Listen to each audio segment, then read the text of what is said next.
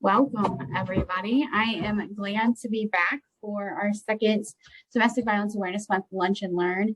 This week, we are talking to a few of our wonderful domestic violence counselors here at the Violence Prevention Center.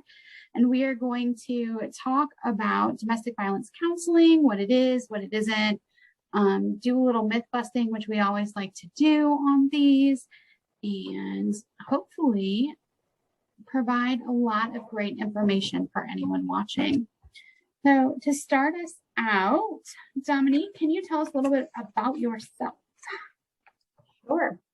Hello, my name is Dominique, and I am one of the domestic violence counselors at the VPC, and I've been working here about 2 years, and so have learned a lot about how to support individuals working through domestic violence, either currently in a relationship where there is abuse, or children have witnessed or are currently in a home where there's abuse, or maybe they've long been out of their relationship. So thankfully have the opportunity to work with individuals in those situations and help them through that. And it can look like individual counseling or group support. And I use art therapy and play. So I work a lot with the children using those techniques and really enjoy getting to do that. So that's a little bit about me. It'll be a ton of fun. And Katie, what about you? Yeah, I have been here a little over 3 years, domestic violence counselor, and like Dominique, I'm also an art therapist. And so I work a lot with, kids, adults, seniors, and I do a lot of work with our local school districts too. In addition to like the services we provide at the agency, we can also work with our local community and our schools to provide counseling for the youth who may have trouble getting access to services based on their circumstances. So we're fortunate in Illinois that, teens 12 and older can receive 8 counseling sessions without parental consent. So a lot of what I do is working with guidance counselors, social workers who can help identify students who need those services, and then I can provide them. Yeah, that is really awesome. I think sometimes we forget like the power of having counseling while you're in school and identifying some things that you can work on before it becomes like a huge problem, right? So we talk a lot about domestic violence here because it's what we do. But I think sometimes for just the general public, it can be hard to know what is domestic violence and what it isn't. Katie, can you kind of help discern that a little bit for anybody watching? Yeah, so, a very broad definition is abuse is any attempt to gain power and control over somebody else. I think a lot of times it's oversimplified in the media or our books, movies, entertainment to really focus on physical or sexual violence, when really it is much more complex and nuanced. And so a big part of what we do is, educating on what it really is. And in addition to physical, and sexual and more of the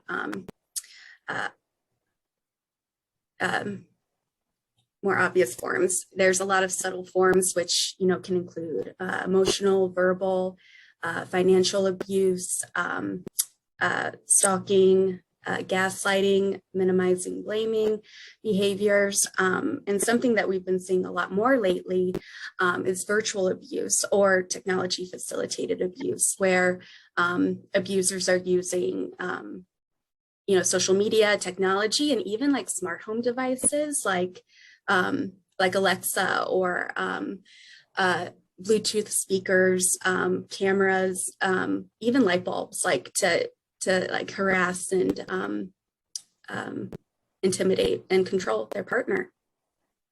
Well, that's really interesting. I wouldn't even think about like my Alexa being a form or being capable of being used for abuse. Yeah, it is. And the hard part is it's, kind of difficult to get help for that situation because, even if your abuser is out of your house, if they're still connected to like your accounts or subscriptions, they could start blaring music in the middle of the night. And it's like, and I know some survivors might think, am I supposed to call the police and tell them my speakers are like going off and playing music? And but it's very scary that someone can continue to have that control over your life. So that's something I really like talking to people about, and kind of informing on that new emerging. Yeah. And I can imagine that once you've experienced abuse in that cycle, like it's hard to get over, like it has some long-term lasting effects, right? Dominique, can you tell us a little bit about how those show up long-term? Sure. So like Katie mentioned, there can be various types of abuse. And so the different types will have some different effects long-term and short-term. In terms of physical symptoms, that can be really varied. And a lot of times it's hard to maybe pinpoint or attribute to actual abuse. A lot of clients don't maybe get diagnosed with those physical health symptoms as a result of abuse. Maybe they think, it's just part of their DNA or part of their family history, but there very likely is some connections to that abuse they endured. It can even result in health problems, arthritis. We definitely hear and see a lot about chronic pain or headaches, nightmares, those types of things, compromise immune systems. That's, in terms of physical. And then there's also the mental and emotional impacts of, anxiety and depression and kind of living in a lot of fear, PTSD, a lot of issues with trust. And those are just some very highlighted components there.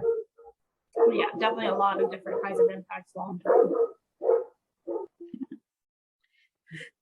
Yeah. So how does counseling help these things? So you mentioned things like physical symptoms, but can counseling help alleviate some of those? How does all that work and piece together, Katie? Well, I think that, working with a counselor is, different than, confiding in a friend a bit. I know when I'm talking to my friend and, if she's telling me, she's going through something, really hard, as a friend, I really want to like reassure her, I really want to be like, it's going to be okay. Like, don't worry. But a counselor can be a little more objective and help, of course, support you, but also help you identify, what is and isn't abuse, because like we were saying, emotional abuse can be very hard to identify. A lot of the forms can, but it's also like emotional abuse also has like the longest effects that we know of, and many consider it to be the most painful.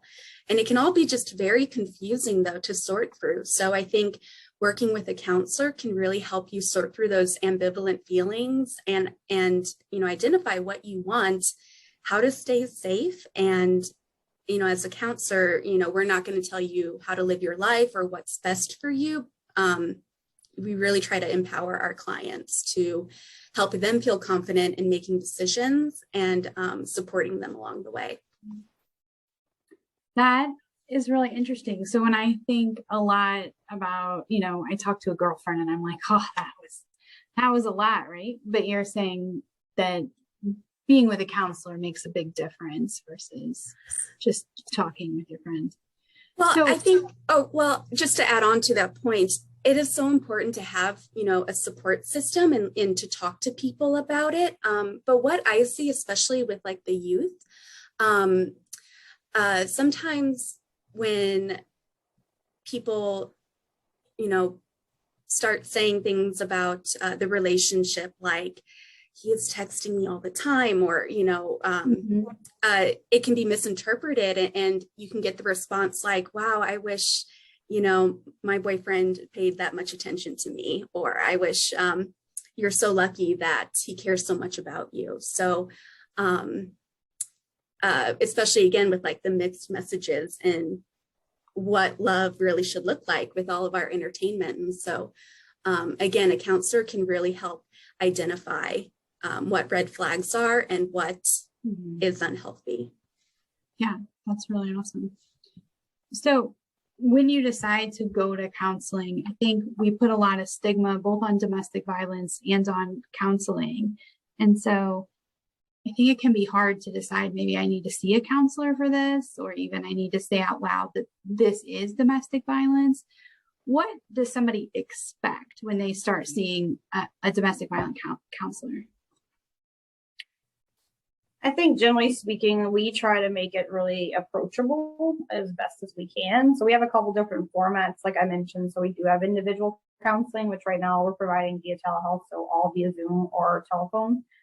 And we really try to build a relationship, like Katie said, where we empower the clients to make decisions that are going to be best for them and their families. And so we're coming kind of as a, unbiased individual as best as we can and trying to support them wherever they're at. We don't know every person's story to the nth degree, so that's why we try to empower them to make the decisions that keep them safe. We safety plan. We really want it to be kind of something that the individual coming to us is ready for and willing and wanting to do, because that really is how they're going to, really see a lot of growth and change. And it may come, that may come and go. Some people start and then they are maybe not in a safe situation anymore, and so they stop. And maybe they come for a while and they get what they can while they're in it, and then they take a break. So it really changes as the clients need as well. But in terms of the group aspects, we also have, those are different ways that we manage those. So some are support groups that we have on right now as well via telehealth, a little bit more focused on open-ended support, all the, survivors of domestic violence. So they have that in common, and it could be really broad. It's pretty open how we approach those. And then we have our, our Peaceful Paths program, which is much more focused on very specific education, like Katie mentioned, about identifying types of abuse. How do I help my children heal from abuse? And it's very specific curriculum. And then we could always follow up with that in an individual session to kind of explore more of that and what that means and how that impacts each client. So yeah, generally speaking, we try to be flexible and meet clients exactly where they are. And make it a really approachable kind of thing to do. Because like you said, it can be really scary to reach out for help. It can be hard to identify if something's even not healthy. And so we just really try to help that client come to that realization of whatever that is for them. So I think we kind of talk about what media portrays as domestic violence and what it isn't and what it is. And I always feel like I hear in the community a lot, but I'm not ready to leave, or why do they stay? Or do you have to be ready to leave to seek counseling? Like, what are some of the benefits of seeking counseling before you know you're ready? Yeah.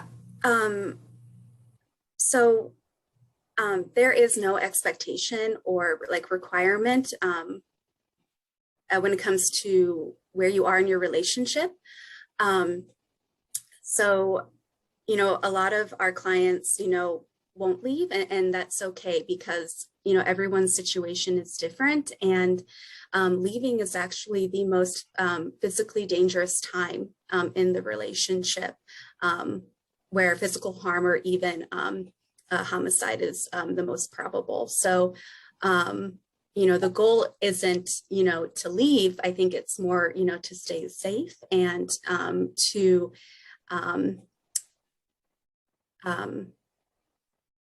just educate you, empower you.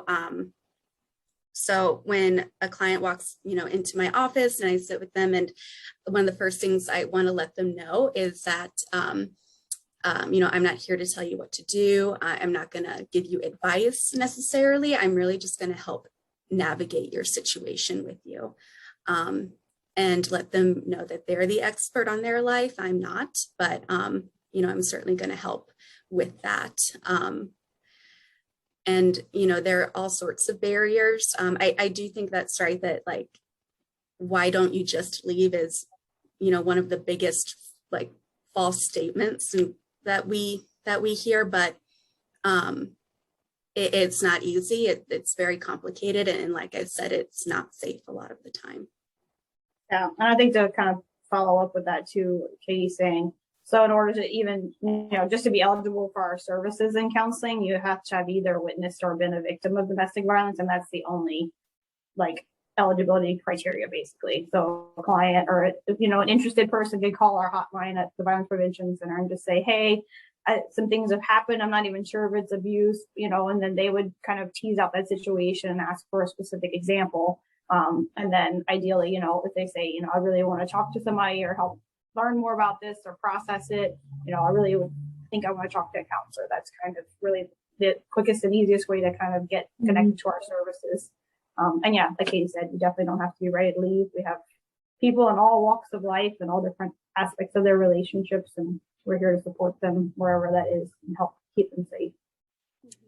Yeah. So just if anybody is watching that is ready to get help, all you have to do is reach out to our hotline at 618-235-0892. We'll also post that in the comments below. So we keep kind of dancing around kiddos, right? A lot of our survivors are parents, and we know that witnessing abuse can be really difficult for a child. Do you guys see a lot of kids in therapy, and how does that help them? Yeah, so I think children tend to internalize what they see, and even what they don't see, children really absorb like the emotions going on like from their parents and mirror their internal state.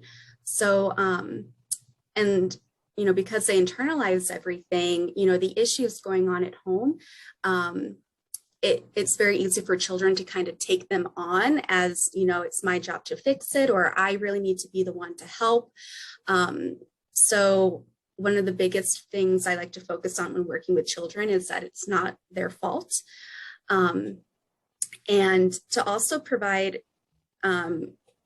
education on, again, what abuse is, because if that is your normal at home, it's hard to know what is healthy and what isn't.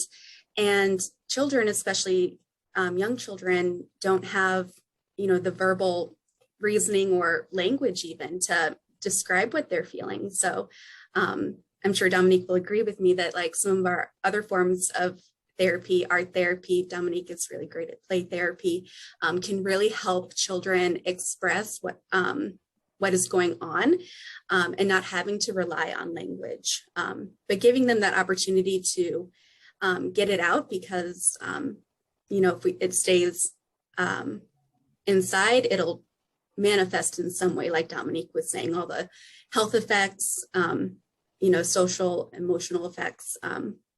So we try to provide intervention to avoid that. Yeah, and I think, as well, in terms of what Katie just said, to add on, we also really want to educate so that the cycle doesn't repeat. So especially with, we see a lot of, individuals with teenage clients, and the mom often will say, well, my teenage son is really exhibiting behaviors like my abusive partner was, and so it's very triggering for that parent. So we also try to offer like family sessions, so where we can kind of talk about how is this impacting the whole family? Why, maybe let's explore why this is the way you talk to your mom. Is this kind of the way you were witnessing your dad talk to your mom? And it's a very brief example, but there's definitely a lot of family dynamics that we try to address as well in terms of counseling and helping support the kids in the family relationship and their future, as well as individuals in our society. Yeah, so both of you guys have mentioned art therapy and play therapy a few times. As someone who doesn't live in the therapy world, art therapy seems like maybe we're just coloring, right? Can you guys explain just a little bit more what that actually looks like, and like how it's beneficial to use those things, those tools in counseling? Yeah, definitely. Like I have a lot of examples behind me actually, but it can, look like, oh, let's draw our feelings. But, really there's a lot of, scientific evidence and like neuroscience that supports the use of art therapy.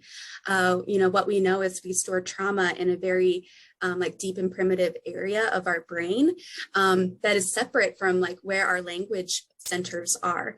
So we know that if we process our trauma by using our senses, which, can include that artistic and manipulation of art materials, it can really help process and the traumatic memories. And it's like they're converted to autobiographical memory, which like no longer stimulate the fight or flight response.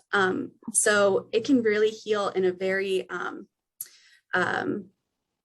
just a beneficial way. So it's not just about expressing feelings, but it really can help repair some of that, some of the damage that has been done and create new neural pathways in the brain. And yeah, in terms of that, I think it helps children and adults. A lot of people often say, oh, you must work with kids. You're an art therapist. You're a play therapist. And yes, I do, but I also work with adults. And, you know, we're never too old to play and we're never too old to use our skills. A lot of people say, well, I'm not an artist, so I can't be in art therapy. And that's not what it's about either. Like Katie said, you know, sometimes we make something and then you throw it away, you tear it up. And that's very, very, you know, therapeutic in itself. It's not to make something beautiful to hang on your wall every time. And same thing with play. Some people might think, oh, they're playing really aggressively with those toys. And well, they're acting out what maybe they've witnessed at home. Maybe they're trying to make sense of what they're going through. And so it's really providing a safe space to kind of, like what Kay said earlier, to use play or art to maybe articulate things they don't have the words for, whether it's age or if it's a traumatic experience that they just don't have the words to express, you know, and it definitely gives them the outlet for that, and a safe space helps build their relationship in a different way than, you know, it can be intimidating to sit and just talk to somebody, especially for younger children, or maybe adults who have not had very healthy relationships. You know, that can be really scary to sit across from somebody and stare and tell them your whole life story or what you're struggling with. So this kind of helps to, you know, maybe ease that a little bit as well. Yeah, that makes a lot of sense. Thank you, guys. All right, so we're going to try to wrap things up, and as we've done almost in every one of these we've done. Do you guys have any like single myth that just really makes you mad when you hear it that you'd like to myth bust right here about domestic violence? No. I think the one I hear a lot is like, well, my child was too young to really remember what happened, or they weren't home at the time, so it doesn't matter type thing. And, you know, again, like we've been able to study it in our brains, and it's actually the opposite of what like people think. And that small children, like infant, and even like in utero, you're vulnerable to that environment, to those experiences. And, you know, when we're born as infants, our brains aren't fully developed. And so every sound and, you know, everything we see is like building blocks to kind of set us up for how we function. And so if a young infant is in a very stressful environment, our brain is going to kind of program to be in a stressful environment all the time. And that can result in a lot of, you know, rippling effects and can affect your school life and your just all sorts of things. But the good news is, you know, everything that happens to us, like our brains can change and we can repair what happened. So there's hope for sure. That's awesome, Kay. Dominique, anything to add to that? Definitely what she said, that I concur for sure on that one. And then, you know, earlier the message about why didn't she just leave, that's another one too, like Katie touched on. I think that to reiterate that it's not that simple, you know, and of course, if it was that simple, I'm sure much more of the clients that we see would just say, okay, I'm going to leave. I'm not taking this anymore.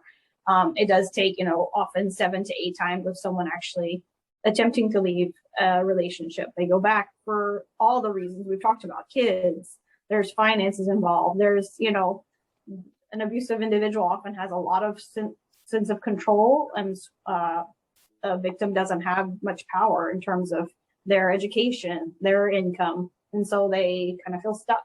And so I think that's what's so wonderful about the work that we get to do as well, is helping victims to kind of recognize that and where is their power and what can they do in this situation and what works for them. And so, yeah, just in general, you know, I definitely feel like I have a better understanding of when people say that or different experiences with that, and really encouraging them to get the support that they need. And that's a really key aspect of, you know, finding what works for them. Yeah. No, I think that is really kind of a pretty powerful note to end on. Like maybe we should just stop asking that question. Let's just knock it off. All right, guys. So this has been a lovely chat. We're kind of coming up on time. I just wanted to remind anyone that we are here for counseling services for a 24-hour hotline. If you need to talk through something, emergency shelter, all you need to do is call us at 618-235-0892. And we will see you next week, Thursday at noon.